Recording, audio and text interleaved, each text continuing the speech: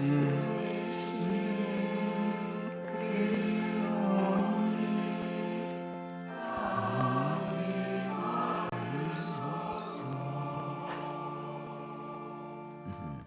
주님께서 여러분과 함께 또한 사제의 영과 함께 요한이 전한 거룩한 복음입니다. 주님 영광 받으소서.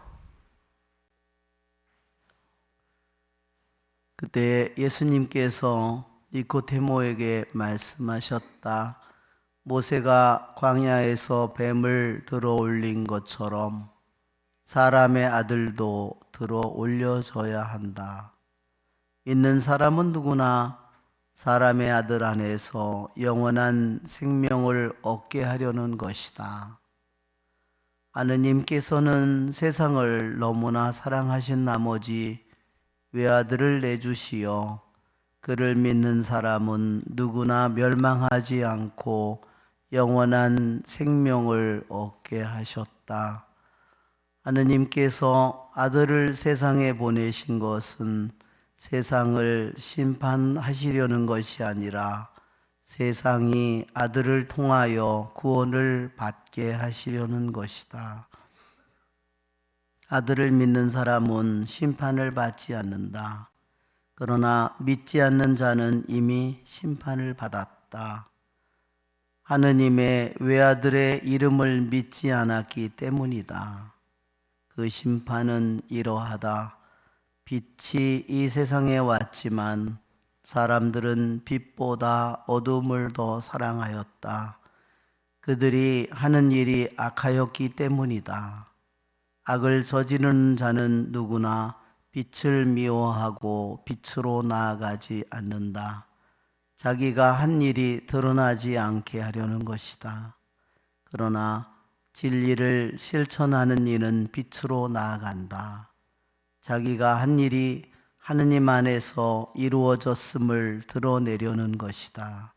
주님의 말씀입니다. 그리스도님 참여합니다. 앉으십시오. 아멘. 참 예수님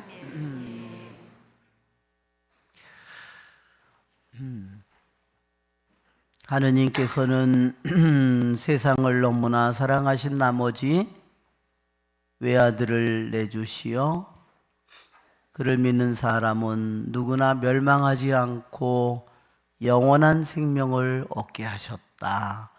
요한복음 3장 15절에서 유명한 말씀을 우리에게 주십니다.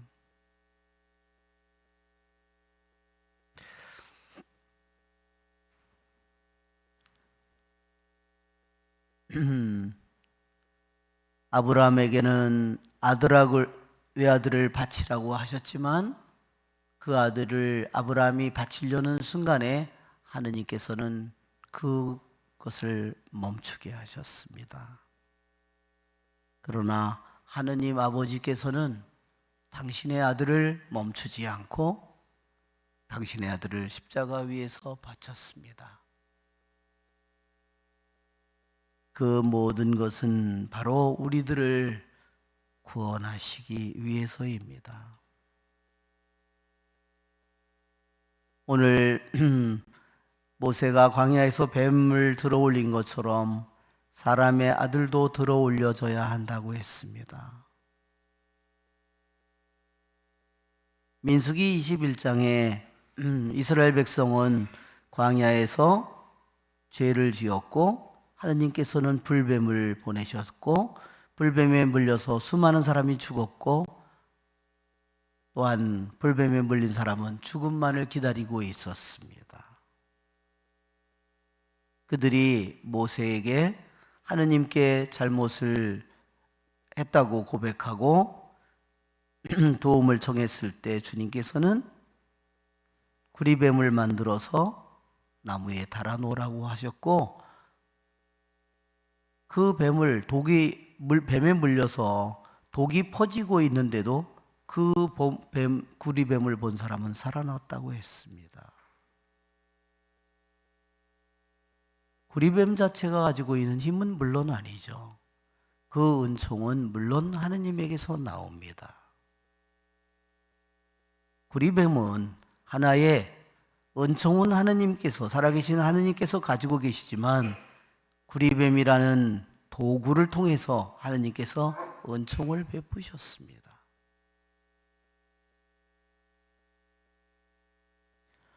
하물며 하느님께서는 생명도 없는 구리뱀을 통해서도 독이 온몸에 퍼져가고 있는 사람도 살리는 주님이신데, 살아계신 영혼으로부터 계신 하느님의 아들이 십자가에 못 박혔다면 어떻게 그분이 우리들의 속에 아무리 죄가 많이 퍼지더라도, 죄가 우리들 속에 깊이 뿌리를 박았다 하더라도 우리를 구원하지 못하겠습니까?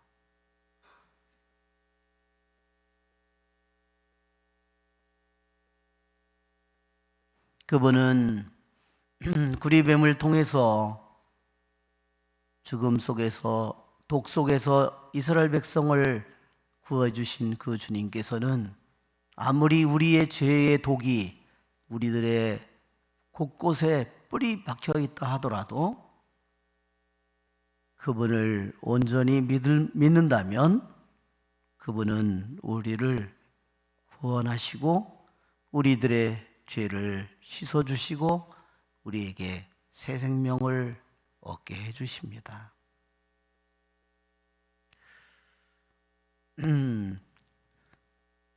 그분이 우리를 구원하시기에 우리의 죄를 십자가 위에 그분께서는 마치 당신이 뱀인 듯이, 왜 하필이면 뱀일까요?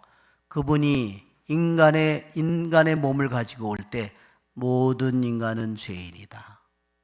그분이 마치도 인간이 되어 오실 때 사람들에게 당신이 죄인처럼 죄의 모습을 뒤집어 썼지만 그분은 죄가 없지만 죄의 모습을 뒤집어 쓸 거라는 것을 그분은 이미 아셨습니다.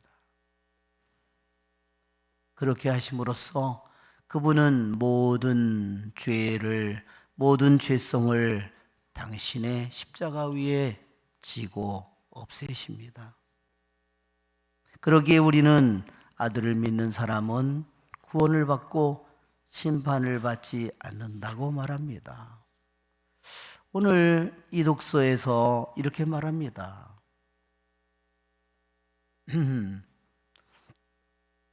하느님께서는, 여러분은 이렇게 은총으로 구원을 받은 것입니다.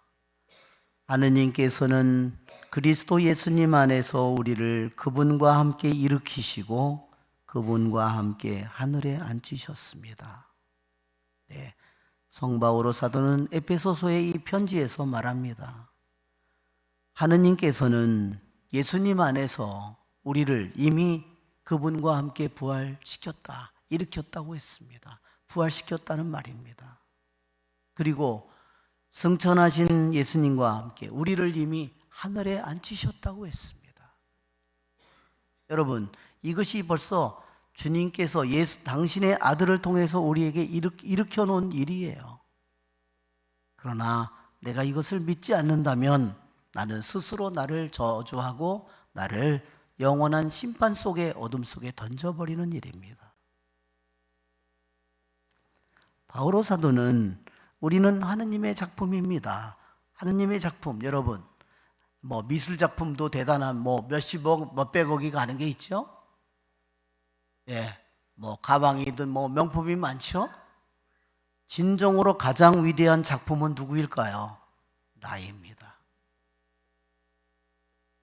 아무리 누가 그림을 잘 그리든, 아무리 누가 어떤 멋진 거를 잘 만들든, 아무리 누가 명장이든 바로 나 자신보다 더 멋진 하느님의 작품은 없습니다. 왜? 나를 만드신, 생명도 나의 육체도 정신도 영혼도 창조한 분이 하느님이지만 바로 예수님을 통해서 그분은 우리에게 하느님의 아들의 그 목숨으로 나에게 어마어마한 은총의 옷을 나에게 입혀줬습니다. 죄를 용서받게 하셨고 우리들에게 의로움을 입혀주셨고 구원을 입혀주셨고 나를 부활시키셨고 이미 나를 하늘의 천상에 나를 이미 자리를 나에게 주셔서 그 자리를 마련해 놓으셨다는 겁니다. 그러나 허튼 마음으로 사는 사람은 어떻게 했죠? 세상만을 위해서 살아갑니다. 우리는 예수님을 통해서 만들어진 하느님의 작품입니다. 우리는 선행을 하도록 그리스도 예수님 안에서 창조되었다고 했습니다. 그분께서는 당신의 아들을 통해서 우리를 이 세상에 가장 거룩하고 빛나고 아름다운 존재로 나를 작품을 만드셨습니다. 우리는 그러한 주님께 감사를 드려야 합니다. 우리는 그 이름에 맞는 삶을 살아야 합니다. 우리의 마음과 목숨과 정성과 힘을 다 바쳐서 나는 그분을 사랑해야 합니다. 여러분, 그들은 광야에서 하느님께 불평을 했습니다. 왜 불평한 가장 커다란 이유는요, 만나가 역겹다는 겁니다. 이 음식은 진저리가 난다. 여러분, 성체가 무엇인지를 여러분 모른다면 왜 하느님께서는 그 만나에 대해서 그렇게 역겨워하는 그들에게 그렇게 끔찍한 벌을 내리셨을까요? 여러분, 성체를 제대로 알지 못하는 사람에게 불뱀만을 보내시겠습니까? 우리를 위하여 당신의 아들을까지 아낌없이 내어주신 그분의 사랑을 내가 짓밟는다면, 그 거룩함을 짓밟는다면 나에게는 불뱀에 물리는 것보다, 예루살렘 성벽이 헐리는 일보다, 예루살렘 성전이 불타는 일보다 더 끔찍한 일이 나에게 다가올 것입니다. 오늘 복음에서 이렇게 말합니다. 빛이 이 세상에 왔지만 사람들은 빛보다 어둠을 더 사랑했다.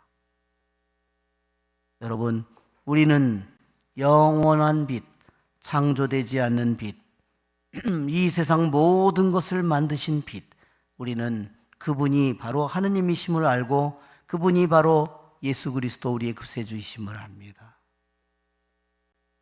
우리는 이 세상 속에서 수많은 유혹과 수많은 어둠 속에서 살아가지만 우리는 끊임없이 영원한 빛, 창조되지 않는 빛이신 우리의 하느님, 우리의 구세주를 끊임없이 바라보고 그분을 찬미하고 그분을 사랑하고 그분 안에 기뻐하도록 그분의 빛을 묵상하도록 부르심을 받은 자들입니다.